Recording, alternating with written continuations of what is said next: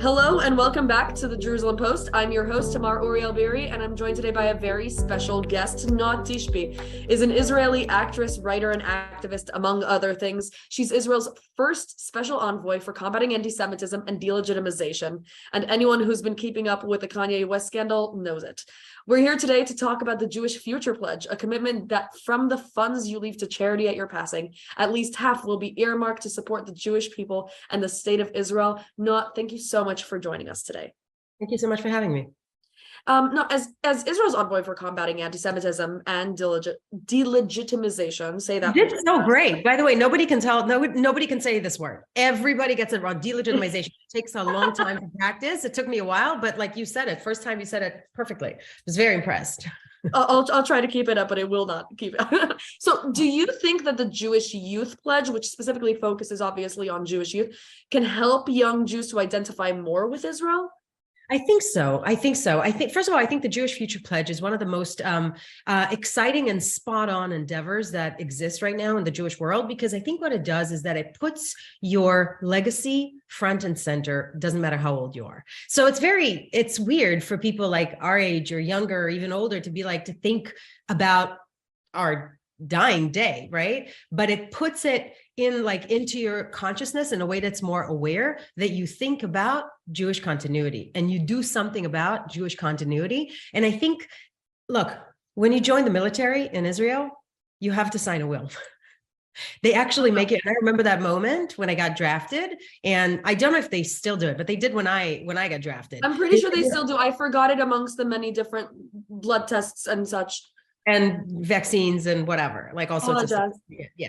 But you sit there as an 18-year-old that just finished high school, and you do the process of the shasheret chiyul, the process of becoming a soldier. And a part of what it says, like, who would you like to leave your belonging? And you're like, what? What do you mean? First of all, I don't have belongings.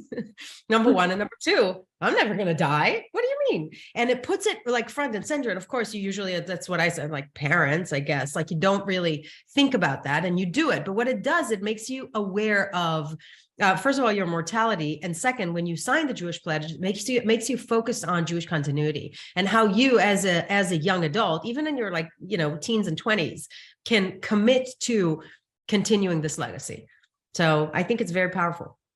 You've said that in the past. You've said that, and this is actually a direct quote, Zionism is a constant work in progress, an endeavor toward a more perfect society.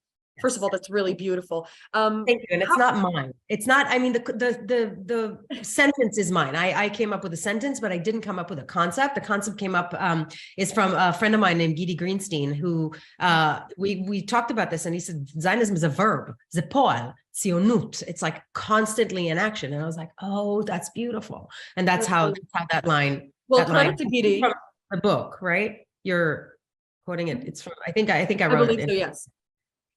So first of all, credit to Gidi. And second off, I'm wondering in the context of the Jewish Future Pledge, how can the Jewish Future Pledge, and now that I'm thinking about it, also the Jewish Youth Pledge, help create a better Jewish society, in your opinion?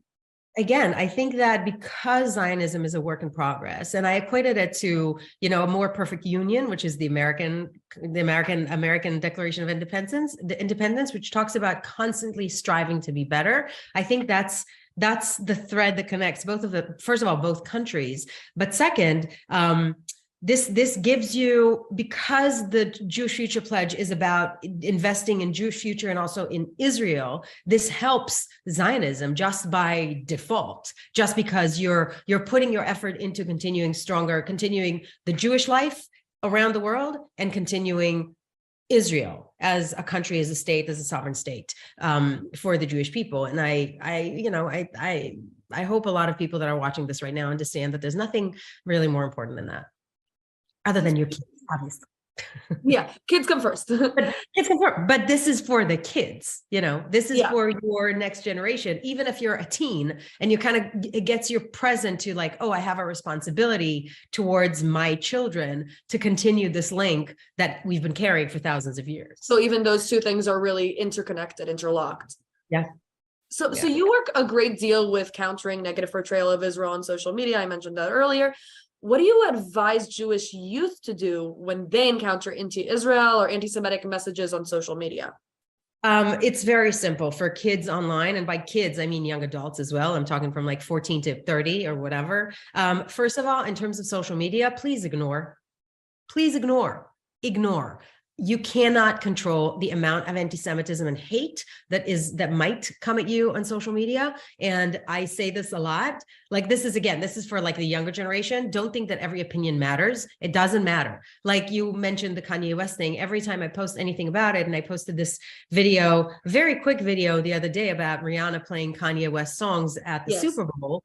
And that video got over 15 million views and impressions across social media. And I got attacked so badly, anti-Semitic attacks like crazy. And I know to ignore it. And I think that this is important for our younger generation to ignore it. And here's what we can do. Don't worry that much about online, what's happening online, because it's a cesspool of anti-Semitism, but reach out to your community, talk to people. Reach out outside of our community, educate people about Jewish life, educate people about Jewish people. That's the only thing that actually is going to work. Do not worry about becoming a social media activist, because for the most part, it's not going to be that effective. And, and it's intense. If you don't know to kind of like have an elephant skin, right, and put a separation between you and something that unfortunately a celebrity like yourself, I'm sure, has already developed.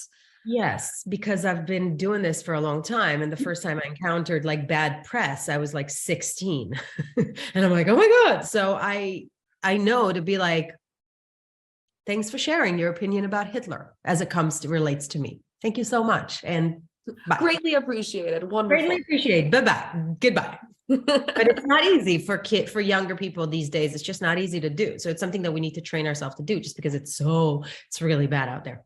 They'll know what they'll be up against in terms of anti-Israel speech. And I think that relates a lot back to what you were saying just now. Do you believe that the Jewish Youth Pledge can raise a generation of young Jewish leaders on campus to combat college anti-Semitism?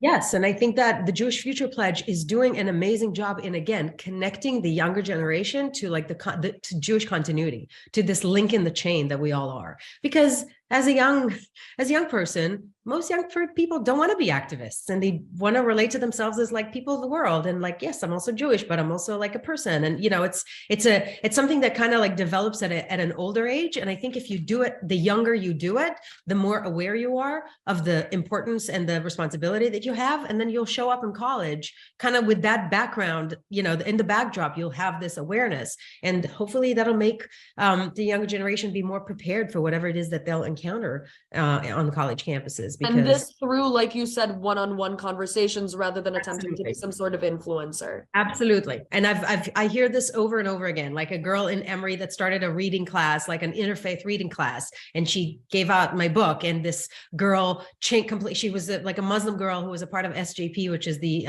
Student for Justice in Palestine, who completely changed her mind after reading the book. But that wasn't, the book was, my book was the thing that helped that girl make a difference. Like the fact that she is the one that started this interfaith reading club is what made a difference. She built that bridge, right? She built the bridge. So that's what we need to do as a community, continue building the bridges to outside of our community, and really don't worry about some bots from Qatar are saying about you on Twitter.